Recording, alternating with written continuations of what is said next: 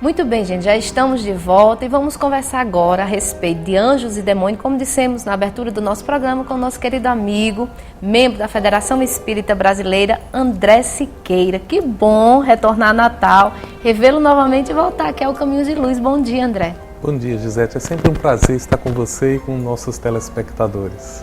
Anjos e demônios. Ao longo dos tempos, né, o ser humano vem procurando entender essa dualidade que existe entre o bem e o mal. Ainda hoje existem muitas dúvidas acerca desse assunto, não é, André? É verdade. Ao longo da história, as pessoas sempre têm personificado a ideia do bem e do mal, muitas vezes esquecidas de que o bem e o mal são posições nossas.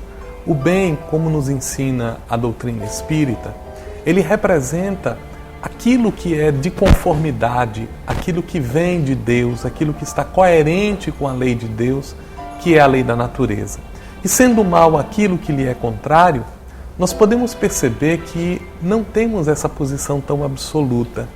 Mas ao longo do tempo as pessoas sempre têm essa tentativa de posicionar o indivíduo, de personificar isso em determinadas características.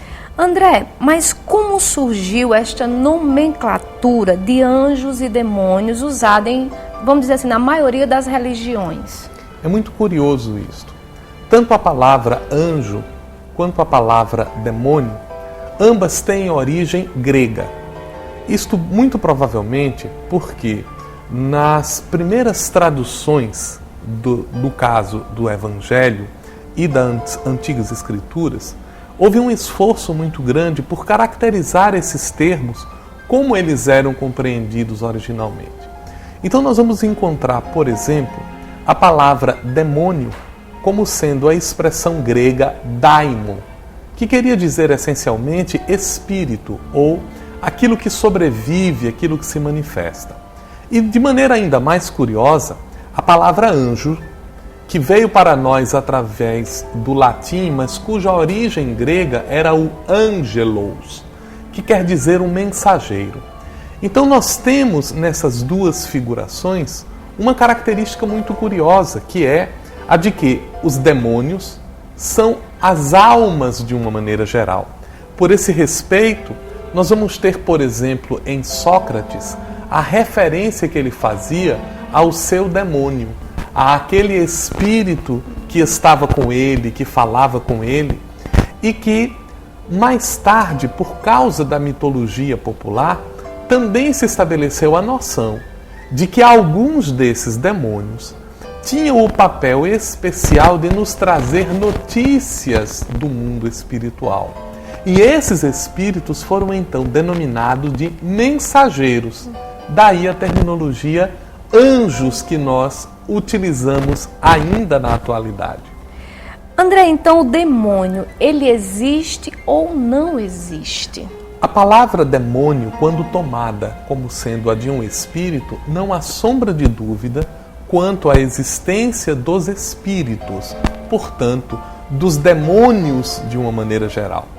Às vezes nós queremos entender o demônio como sendo aquele indivíduo que personifica o mal e que se opõe à divindade, a Deus como sendo a expressão do bem.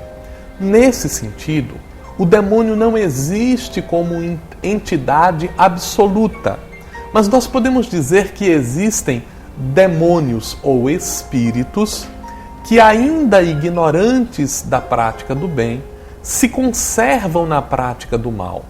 E como os espíritos influenciam o dia a dia na vida dos homens, podemos afirmar que os demônios existem, mas que eles não são a personificação absoluta do mal, porquanto, mesmo aqueles espíritos que hoje estão atuando contrariamente ao bem, também eles descobrirão que o bem é aquilo que é conforme a lei da natureza e se modificarão igualmente.